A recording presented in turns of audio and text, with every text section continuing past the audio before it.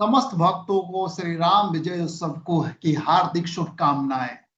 तो आज हम लोग श्री भगवान श्री राम और रावण के बीच अंतिम महासंग्राम वाल्मीकि निमित्त श्री रामायण से हम लोग पाठ करेंगे। तो उसके पहले हम लोग प्रार्थना करते हैं। श्री राम शरणम समस्त जगताम रामम बिना कागते रामेन प्रतिहन्यते कलिमलम रामाय कार्य नमः। रामात्र सती काल भीम भुजगो राम से सर्व बसे रामे भक्तिर खंडिता भवतु मे राम त्वमेवाश्रय। तो वाल्मीकि कृत रामायण में युद्ध कांड में 128 अध्याय है और 128 अध्याय में जो 108वां अध्याय में भगवान श्री राम के द्वारा रावण का वध होता है। तो आज हम लोग 108वां अध्याय का पाठ करेंगे।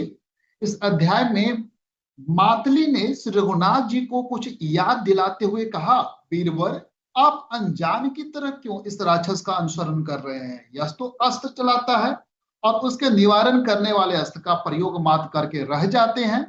प्रभु आप इसके वध के लिए ब्रह्मा जी के अस्त्र का प्रयोग कीजिए। देवताओं ने इसके विनाश का जो समय बताया है वह अब आ पहुंचा है। माताली के इस वाक्य से श्री रामचंद्र जी को उस अस्त्र का स्मरण हो आया। फिर तो उन्होंने फुफकारते हुए सर्प के समान एक तेजस्वी बाण हाथ में लिया। यह वही बाण था जिसे पहले शक्तिशाली भगवान अगस्त ऋषि ने रघुनाथ जी को दिया था। वह विशाल बाण ब्रह्मा जी को दिया हुआ था और युद्ध में अमोघ था।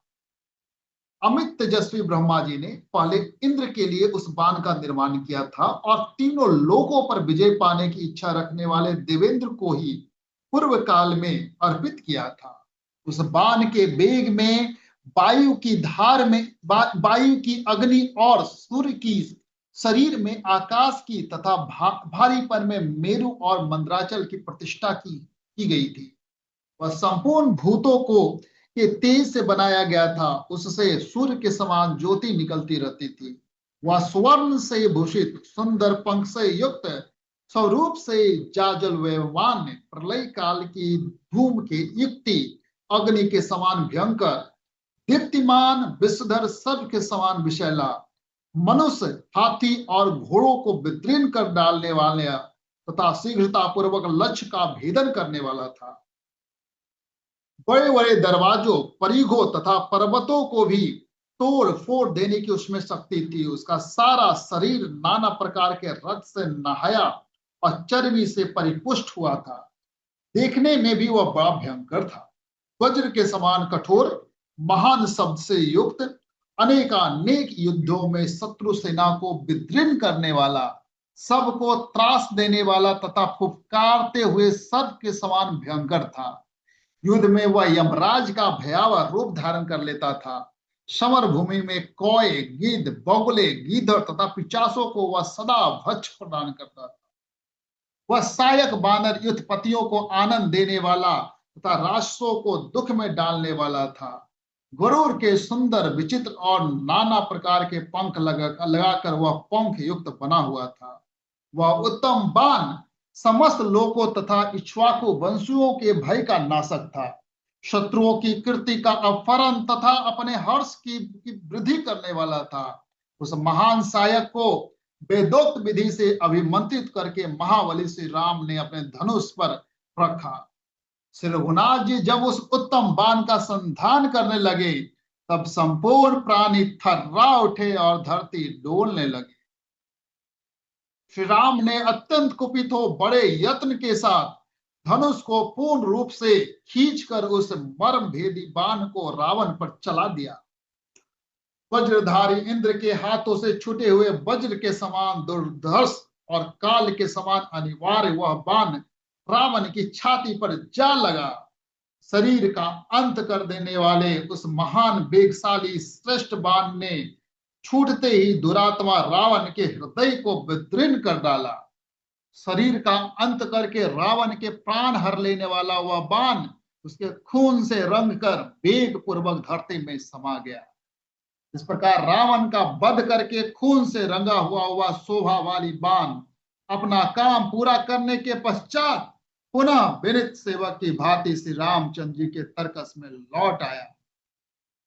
श्री राम के बाणों की चोट खाकर रावण जीवन से हाथ धो बैठा। उसके प्राण निकलने के साथ ही हाथ से सायक सहित धनुष भी छूट कर गिर पड़ा। वह भयानक वेगशाली महातेजस्वी राक्षस राज प्राणहीन हो वज्र के मारे हुए वृतासुर की भांति रथ से पृथ्वी पर गिर पड़ा। रावण को पृथ्वी पर पड़ा देख मरने से बचे हुए संपूर्ण निशाचर स्वामी के मारे जाने से भयभीत हो सब और भाग गए। 10 मुख रावण का वध हुआ देख विजय से सुशोभित होने वाले वानर जो वृक्षों द्वारा युद्ध करने वाले थे गर्जना करते हुए उन राक्षसों पर टूट पड़े। उन हर्षोल्लासित बानरों द्वारा पीड़ित किए जाने पर वे राक्षस भय के मारे लंकापुरी की ओर भाग गए, क्योंकि उनका आश्रय नष्ट हो गया था। उनके मुख पर करुणा युक्त आंसुओं की धारा बह रही थी। उस समय बानर विजय लक्ष्मी से सुशोभित हो अत्यंत हर्ष और उल्लास से भर गए तथा श्री रघुनाथ जी की विजय और रावण के वध की घोषणा करते हुए जोर जोर से गर्जना करने लगे। जय श्री राम। इसी समय आकाश में मधुर स्वर से देवताओं की दुदुम्बियां बजने लगी। वायु दिव्य सुगंध बिखरती हुई मंद मंद गति से प्रवाहित होने लगी। अंतरिक्ष से भूतल पर श्री रघुनाथ जी के रथ के ऊपर फूलों की वर्षा होने लगी जो दुर्लभ और तथा मनोहर थी।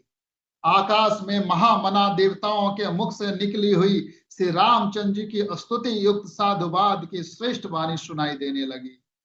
संपूर्ण लोगों को भय देने वाले रौद्र राक्षस रावण के मारे जाने पर देवताओं और चारणों को महान हर्ष हुआ। श्री रघुनाथ जी ने राक्षस राज को मारकर सुग्रीव अंगद तथा विभीषण को सफल मनोरथ किया और स्वयं भी उन्हें बड़ी प्रसन्नता हुई। तत्पश्चात देवताओं को बड़ी शांति मिली। संपूर्ण दिशाएं प्रसन्न हो गई। उनमें प्रकाश छा गया। आकाश निर्मल हो गया और पृथ्वी का कांपना बंद हुआ। हवा स्वाभाविक गति से चलने लगी और तथा सूर्य की प्रभा भी स्थिर हो गई। सुग्रीव विभीषण अंगद तथा लक्ष्मण अपने सुहित्रों के साथ युद्ध में श्री रामचंद्र जी की विजय से बहुत प्रसन्न हुए। इसके बाद उन सब ने मिलकर नयनाभिराम श्री राम की विधिवत पूजा की। शत्रु को मारकर अपनी प्रतिज्ञा पूर्ण करने के पश्चात स्वजनों सहित सेना से घिरे हुए महातेजस्वी रघुकुल राजकुमार श्री राम रणभूमि में देवताओं से घिरे हुए इंद्र की भांति शोभा पाने लगे। इस प्रकार श्री वाल्मीकि निमित्त आर्ष रामायण आदि काव्य के युद्धकांड में 108वां सर्ग पूरा हुआ। यह रावण वध यहाँ इस अध्याय में जो भगवान श्री राम और रावण के बीच अंतिम महासंग्राम है उसका वर्णन है। तो बोलिए जय श्री राम। राम विजय उत्सव की आप सब भक्तों को बहुत बहुत बधाई।